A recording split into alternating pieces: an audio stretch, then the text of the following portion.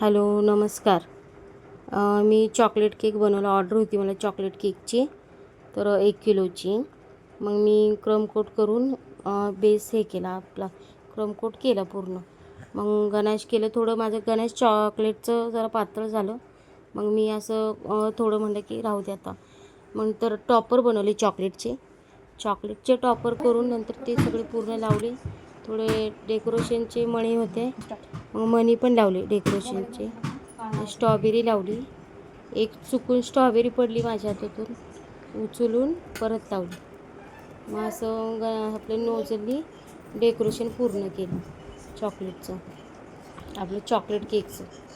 मग असा केला चॉकलेट केक. 1 किलोचा होता. आमच्या फ्रेंडनी दिलता, ऑर्डर दिलती फ्रेंडनीच.